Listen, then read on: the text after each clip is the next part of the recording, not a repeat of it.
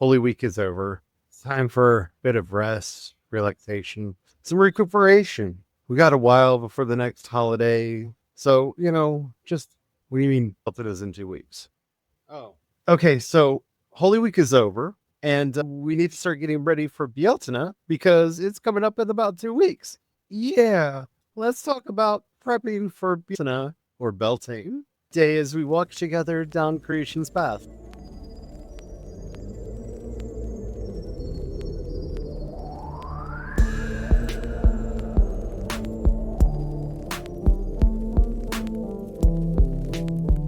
Hello, everyone. My name is Charlie. I am a Christopagan druid and priest of Bridget. Hello, everyone. My name is Ben. I'm a Christopagan druid and sous chef to the Dogda. The great thing about being a Christopagan is just wait a week and there's a new holiday coming up, especially if you celebrate Saints' Days and stuff. There's practically something every day. And yeah, this is one of those years where two major holidays are very close together because of how the calendar happened to line up this year. So we've got 2 weeks to get ready for Bealtaine, for Beltane, which is always starts May Eve, which is the night before, and then goes into Beltane itself, which is May. Oh, so yeah, we just got through one thing. It's time to start planning for another. Don't worry, this is high concept planning to make sure that you've done the big things. We'll get into the more like homey, more, I don't want to say practical, but practical prep in another episode. But yeah, there's some big things you may want to be thinking about if you're planning to do a Beltane or Bealtaine celebration this year. But before we get into that, if you haven't already, don't forget to like, subscribe, follow, whatever the terminology happens to be on whatever app you're listening to us on. We do 5 original Christopagan and Druid episodes Monday through Friday, and you don't want to miss a thing. All right, let's just get into it, shall we? Brian, are you ready for Bealtaine yet? Oh, I'm ready to start planning. Oh boy. Yeah, it's coming up fast. We wanted to really talk about planning because, for instance, if you're planning a bonfire like that, that requires a lot of prep time. Yeah. And hopefully you've already started. Yeah, we're going to get into all of that in just a minute. If you haven't already and you're wanting to get a really good introduction into what Bealtaine is and various practices associated with it, Gloria and I, about a year ago, did quite a sizable live stream with some friends of ours about this holiday that you can find on our YouTube channel. It'll be on our holiday playlist over there, so you can find it easy. We did a lot of discussion about what this holiday is and traditional practices there if you want to go and dive into the deep end there. As this is a daily podcast, now is the time to start thinking about, I think, the 4 biggest questions when it comes to Bealtaine, and that is, who is throwing the party? How big of a party is it going to be? Will there be a bonfire? And are you going to make the bush? Okay, so let's go through all of these. Bealtaine is the celebration of new life. This is a time where we are coming together and really celebrating everything coming together, the fruition of the Lovers' Act, shall we say, as we celebrated the newness of life with Bridget at Immel and the pursuit of love with Angus at the last solstice. Here we are with the Dagda. This is the time of year where the Morrigan comes to the Dagda and the fertility of the land is celebrated and great joy is had by all. I think that's the easiest. Barry White softly in the background. Or maybe this year it's Luther. I don't know. I think it might be Luther in the background. But it's a Luther Vandross on or just the song by Kendrick Lamar. It's fine. It's all good. It's that time of year when the R&B and the neo-soul starts playing a lot. You know what I'm talking about. Anyway, so you're probably going to throw some kind of a party or go to some kind of a party. When I say party, that's where the second question comes in. It's the first and the second question here. You go hand in hand. Are you going to or throwing a party? And if so, how big is it going to be? This could be just your family, just your close family. This could just be you just going out to a bar, what you want to do, however you want to celebrate the holiday. But you need to start asking yourself now, how are we going to be doing this? Because if you're coming together, you're probably going to want some kind of a feast. It is a festival after all. So who's going to be doing food, what foods, what have you? Where are you going to be doing it? Who is going to be hosting? Where is it going to be hosted? So on and so forth.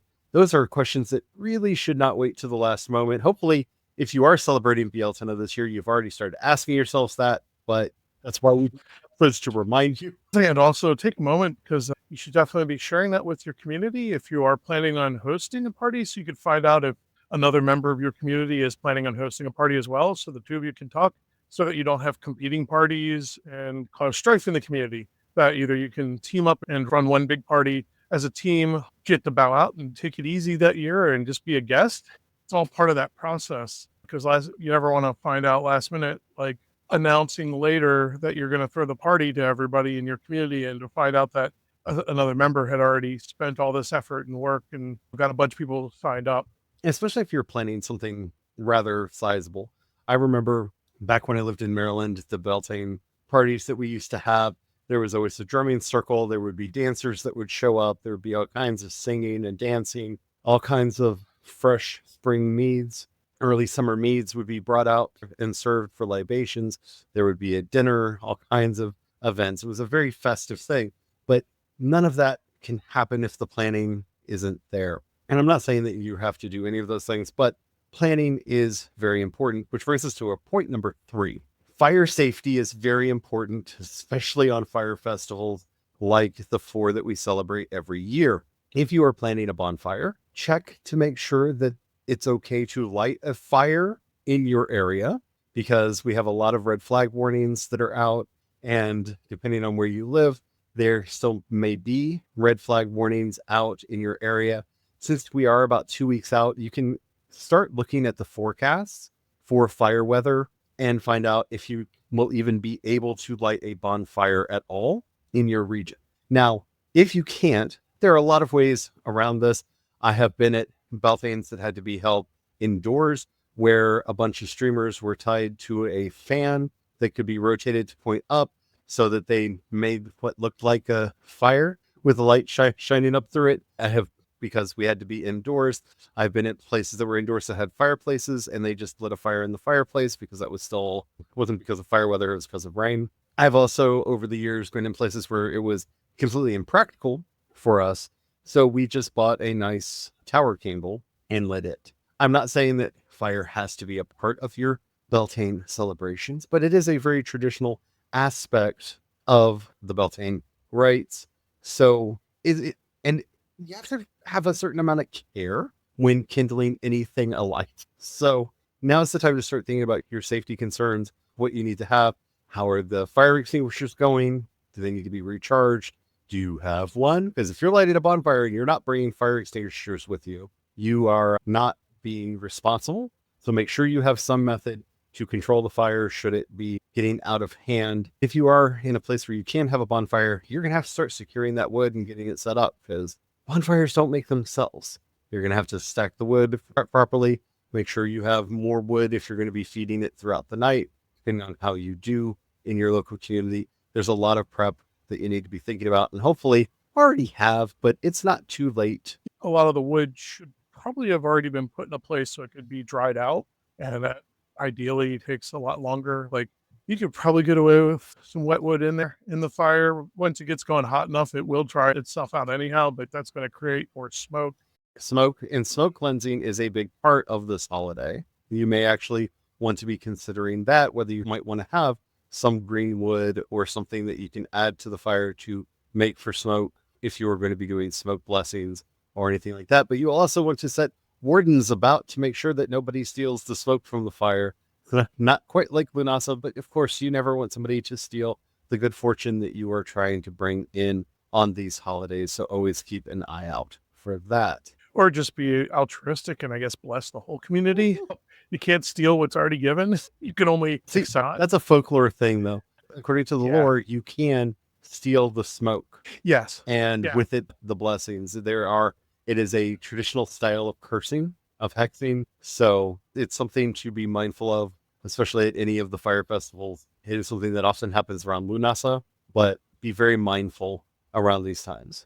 And I can't stress the fire safety things enough, because I'm not wanting to impugn the honor of any of my pagan and Christopagan siblings in the community.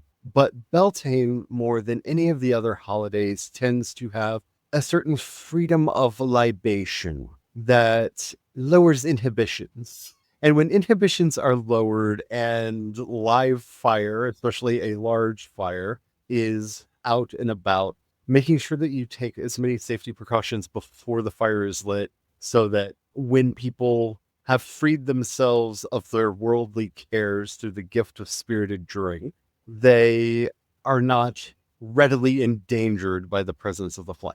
I know I said that rather poetic, but I know we have some people that listen with their children, so I'm trying to say it in a more poetic way for you all. But it is something definitely to be thinking about and taking very careful care with. Now, I mentioned this at the beginning, and this is where we have to start making our friendly warnings about the other crowd. It is traditional about this time of year, especially in Ireland as of late, to create a maybush. A maybush is often made from either a living or branches from a hawthorn tree or gorse or some other kind of seasonal plant. These are decorated with painted eggshells, with ribbons, with pieces of colored fabric, and are placed at the doorstep on May Eve to ward off the other crowd and to basically honor them, but say, don't come in the house, please. Now, we talk about this a little bit in the Bealtaine live stream that I mentioned earlier, but I cannot stress enough, and I know this sounds like a superstition, but if you work with the other crowd, you know that it's a bit more than a superstition. If you are using hawthorn for your maybush, if you are doing the maybush, do not, and I repeat, do not bring the hawthorn inside the house. Oh, is that a guilty conscience I hear? It's a lot of fun. Okay, so I'm a mischief maker. And if you bring the hawthorn in the house, you are bringing a lot of mischief into the house. If you're not good at cleaning up the house or getting the space cleaned back up after the party, you're going to have that fun running around for a long time. Brian is auditioning for a role amongst the Sluish She when he returns to the other world at the end of this life. And yes, has done this. I feel like I might be on a vacation from the city right now. Yeah, I brought a branch in last year. Yeah, yes, you did. It was fun. So say you. Thankfully, good, harmless fun. There was a lot of mischief. The pets were not happy about it at all. They did not approve, especially the pets. Especially the cats. Yeah, the cats had they were kept very busy for a while. It got to the point where we had to threaten to bring out some iron. Yeah, because it's trying to clean up glitter. I don't know if any of the listeners have had to have that experience, but it's the same thing. Like, when you introduce glitter to a party as a host, you have just asked for a multi-year-long cleanup process. Having hosted many parties, especially as a restaurateur, 20 years at it, I've hosted a lot of parties multiple times throughout the year. And anytime glitter is involved, even with professional cleaning capabilities and skill sets, it still takes a year to get all the glitter cleaned up. And it's the same thing. You bring the hawthorn in the house, even experienced individuals and with a lot of help, it still took a while to get things cleaned up. Probably not recommended. Yeah, I just be careful. I do work with the other crowd. I do work with the good neighbors, and I think that they are very wonderful to work with. It's so long as you understand what you are doing and you are entering into any of these working relationships with your eyes open, because they will take advantage of any loopholes in any of the deals or contracts that you make with them. So be very careful. And if you don't understand, bringing hawthorn into your house is essentially inviting them in. You're basically leaving the door open, which also I did for a very short period of time because I only wanted some of the fun, frolicky kind folk to come in and not the other ones that aren't as pleasant, that are much more problematic. So even in my reckless act, there was a little bit of extra care taken as well, because once again, just leaving your door open, bigger trouble can wander in. So be mindful, be careful about this, and be thinking about exactly if this is a tradition that you want to partake in, and if so, how. I will say bringing hawthorn anywhere near your house is inviting the kindly neighbors to be more present in the area around you, even though, yes, the maybush itself is done to ward them off from the house. It's because they make their home in hawthorn. Now, just a warning, it is in some places traditional to burn the maybush in the bonfire on Bealtaine night, on that night. So if you are going to do that, be sure to invite any of the other crowd who may have decided to make their home in the hawthorn to leave before setting it on fire, or anger, wrath, Yeah. vengeance. Yeah, because I remember one person a long while ago had planted a hawthorn, and the plan was to build the bonfire around it so they could burn the hawthorn in it, and they were not careful. And they wondered why they had just terrible luck with stuff for several years. And it was like, ooh, you realize how much offense you just did. You're like, I'm putting up a lovely home for you to live in, and now I'm going to build a fire around it and burn it to the ground. Yeah, do be careful As with that. As with many of the holidays that we celebrate, it is traditional to have dairy products, milk, butter, cream, eggs, and the like for this holiday as symbols of fertility and prosperity. I will say start looking at prices now, and hopefully you've already gotten your butter if that is something that you wish to have on your table, because given the state of the world, especially if you live in the United States, prices are going to be going up, so you may need to buy a little bit here and a little bit there, or decide what you can and cannot afford for the year. This is a time to really do your workings dedicated to abundance, wealth, and prosperity, and also to do protection for your home and your family. We generally will do a blessing around the house every year at this time, kind of renewing the wards and renewing the invocation of protection upon us. We have talked about doing the protections in previous episodes, but some of those you will want to have maybe specific incenses or candles, or depending on how you do your blessings and your wards, you may want to have specific items. Now's the time to make sure that you're procuring and preparing those so that when it is time to do it, you can just do it. One of the things that I am looking at doing this year is being much more traditional with the incense that's burned, and actually burning dried juniper berries, which is very traditional form of blessing incense. So that may be something that you want to consider if there is an incense that you love. As go see our many episodes on correspondences on this, but if there is a specific incense that makes you feel safe and protected, use that. It doesn't matter if the tradition is to use a particular plant, herb, seed, or spice that is nice, that is tradition, that carries a certain amount of inherited magic with it. But if you don't connect with that smoke, if you don't connect with that scent, if you do not connect with it, or heaven forfend, you are allergic to it, do not use it. Use what connects with you most. Do not, I hate that I have to say this, do not use white sage or Sao Paulo for this kind of ritual. Do not do it. Do not do it. One, that is not a part of the tradition that we are coming from, and it is appropriative of Native American traditions that they have asked us to stop doing it. Two, the procuring of these herbs is leading to their gradual extinction in the wild. And yeah, we're supposed to be living in right relationship with things, so please do not aid in the extinction of plant life on the planet. Number two. Number three, these are the nuclear option when it comes to cleansing. So you wouldn't be like, I'm going to sweep my house and set off a thermonuclear bomb to sweep your home. That's not smart. Granted, you'll get rid of whatever's there, but you got rid of whatever's there. You don't, please. You got rid of everything. Yeah, you got rid of everything. Please do not use Sao Paulo or white sage for these blessings. If you really want to use sage, you can use regular sage, the kind of sage that you cook with. Yeah. You can use that if you want to. I was going to add a fourth one in there too, because even your analogy of the thermonuclear thing is, someone will be like, there isn't fallout. There actually is. White sage has medicinal effects on females that you may or may not wish to have, especially if you're female, that a lot of people don't realize is also there. And that's the fourth reason is, once again, you and all of your guests are going to have to handle the fallout side of that blasting and cleansing out, and have to live with the medicinal implications of that usage, should there be some. Also, its medicinal uses in the themes of this holiday are in direct contradiction to each other. Direct contradiction. So yet another reason not to use them. Hopefully the appropriative reason, the first one, is enough to just not. I've come to realize every time we bring up white sage, somebody is going to be in the comments and being all, you will remove the white sage from my cold dead hands. And yeah, and that's why I jump to the fourth one, because usually they're female, and I'm like, do you realize what you're doing medically to yourself when you do that? Yeah. We've talked about this before. Go back to our episodes on cultural appropriation, where we have talked about this in detail. took almost an entire episode, and we're close to the end of this one. That's why I'm just going to push you to one of our previous episodes for this, because there's a lot that goes into that. Yeah, what are you wanting to protect? This is a good time to make charms for your car, charms for your house, charms for your loved ones, charms for your pets and livestock if you have any. One of the things that I have been doing lately, I've been doing a lot of fetch work.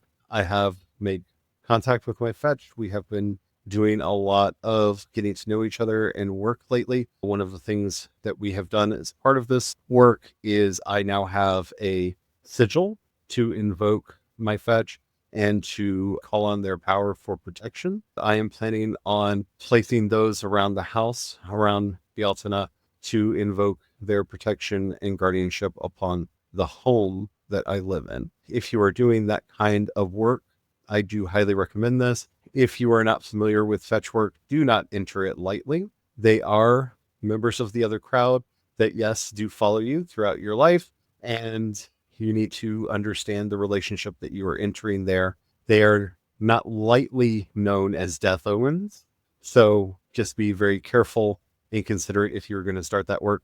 Morgan Daimler's has 2 wonderful books on fairycraft that will help you along with this if you want more information about that. Also, Dano Forest has a wonderful book called Wild Magic on this similar topic. I highly recommend reading all 3 because they will give you a very good understanding of the full art that we're talking about here. But yeah, there's a lot. What are you protecting? How are you protecting it? How are you bringing this about?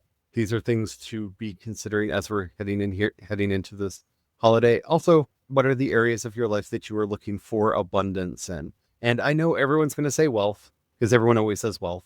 You need to make sure that you understand what you internally in your heart of hearts mean by that, because most people think in their brain they're talking about money, but in their heart they are not. And if you're not clear, the magic doesn't work that well. So always interrogate when you get a simple one-word answer like wealth. What does that mean for you? This is the perfect time of preparation for that.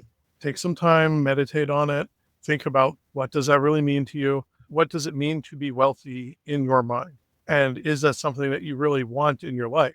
Because Charlie said there's so many that are just like money, and I'm just like, okay, what are you going to do with the money? Like I said, a lot of people in their brain think it's money, but in their heart, they're thinking of just family. So they may be thinking they're asking for something to help pay the rent or what have you, but they're just going to end up doing magic to deepen their relationships with their family. Magic needs to be specific, it needs to be actionable, and it needs to be testable. So drill down. My favorite story of that is a person kept thinking wealth, but to them, wealth was happiness. And then they got to hear a really good joke and they received their gift. Yeah. They laughed a lot from the good joke and then wondered why it didn't work. And I'm just like, dude, it worked perfectly. Don't you see? Like, to you, wealth was being happy. And you spent like a whole week laughing at that one joke that you got. You had an abundance of wealth. So drill down. Yeah. Make sure that you are very clear about what it is that you are thinking about. This is a time to do a lot of different work.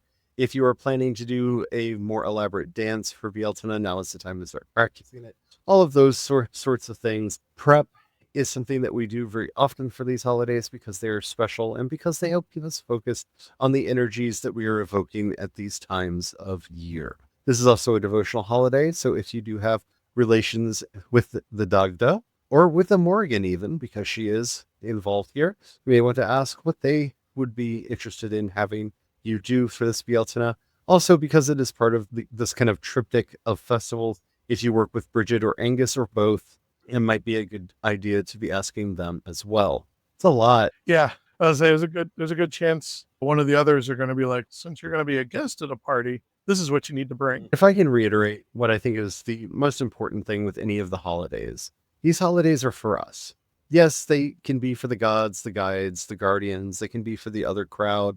They can be for a lot of different purposes, but they are, in the end, for us. If you are not enjoying the holiday, if you are not actually able to celebrate the holiday because you have planned way too much to happen during it, that is missing the point. So don't let yourself get stressed out. Don't let yourself worry. That's why we like to do these episodes a couple weeks out before any of the major festivals, to just make sure that you're thinking, we still have a couple weeks. There's time to get into prep. We're going to do another one of these episodes next week, where we're going to get more into maybe some ideas for the actual dinners, the food, all drinks, all of that kind of thing, more hands-on preparation for the holiday. But remember, these are for us. So make sure that you're keeping them in that spirit so that you're actually getting out of them what you need to get. On that note, remember, if you're in the Southern Hemisphere, Samhain is approaching. And if you would like some more help with that, if you go back into the archives, we did an entire prep series for Samhain last year that can help you out in preparation for your Samhain festivities. I would love to know what your plans are for this year, especially with everything going on in the world. I think we all have a lot of things that we're wanting to protect. And I think this is going to be a big festival for protection magic, at least here in the United States. Curious what the rest of y'all are doing. If you would like to let us know, if you're listening to us on YouTube, Spotify, or CreationsPaths.com, you can leave a comment right there. If you're listening to us anywhere else, even if they say that you can leave a comment, they do not let us know, so we won't know that you did it, but leave a comment there anyway, because engagement is magic. And then head over to CreationsPaths.com, click on chat, and you can leave the message there, and we will be able to see it and get back to you. I'd really like to know, what are your plans for this year's Bealtaine? I know we just got done with Holy Week, but we're not done. It's ever new. Remember, ever new. Something special every couple weeks. Alrighty. While you're there, if you have any money you can pass our way, we offer monthly and annual memberships. You can also support us on Patreon and Ko-fi. I am C.E. Dorset on both. You can also support us using the Cash App hashtag CreationsPaths. Thank you so much to everybody who does that. You help us to keep the lights on, keep a roof over our head, and food on our table. Now more than ever, we appreciate that. And things are going to get rough before they get better. If you don't have any money right now, or you aren't sure that we're the kind of people that you want to give your hard-earned treasure to, I completely understand that. But if we've ever said or done anything that's helped you out, please share that with others so that we can help them too. That helps us out more than you could possibly know. And on that note, as we're heading out, I can hear the laughter of the dog as he sits at his cauldron of plenty, playing his four-stringed harp, playing the music of sorrow, of life, of healing, and restoration into the world. Oh, Dagda, help us to have the strength to laugh, to have the courage to go forth with pride, and the good fortune to find someone to share our love with on this upcoming Bealtaine. Amen. Amen.